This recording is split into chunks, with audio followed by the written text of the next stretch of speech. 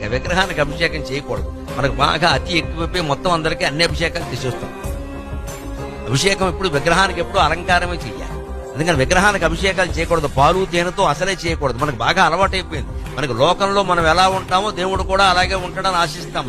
మనకి నీళ్లు ఇచ్చే బదులు పాలు ఇచ్చామనుకో మన ఇంటికి వచ్చిన అతిథికి అది సంతోషిస్తాడు. శివుడు కూడా నేను ఎళ్ల బదులు పాలు పోద్దామని ఒకడు, నువ్వు పాలు పోస్తే నేను తేనె పోస్తాను ఒకడు, నువ్వు తేనె పోస్తే నేను నెయ్యి పోస్తామని గుడంతా పాడు చేసేశాను. శివుడు ఒళ్ళు మండిపోతుంది. ఈ మధ్య చచ్చిపోతున్నావు ఈ అభిషేకాన్ని. నాకే చెప్పాడు, నువ్వు చెప్పరా అబ్బాయి, నీకు ఒక్కడికే ఉంది ధైర్యం, నేను చెబుతాను. శివుడికి నీళ్లే అభిషేకం చేయాలి. ఇంకేం చేసినా ఓవర్ యాక్షనే. పాలతో అభిషేకం, తేనెతో అభిషేకం, నేతితో అభిషేకం, ఇదంతా అతి చేదస్తాను తప్పితే ఇవి శివుడు మెచ్చుకునే విషయాలు. పైగా వీటి వల్ల విగ్రహాలు పాడేవి. పైగా మన వాళ్ళు చాలా గొప్పవాళ్ళు. అభిషేకం పాలు అని ప్రత్యేకంగా అమ్ముతారు. ప్రత్యేకంగా ఎందుకు అమ్ముతున్నారో అందరికీ తెలుసు. అవి తాగే పాలు. తాగని పాలు శివుడికి ఎలా పోస్తారండి? ఆయన లోకుగా ఉన్నాడా?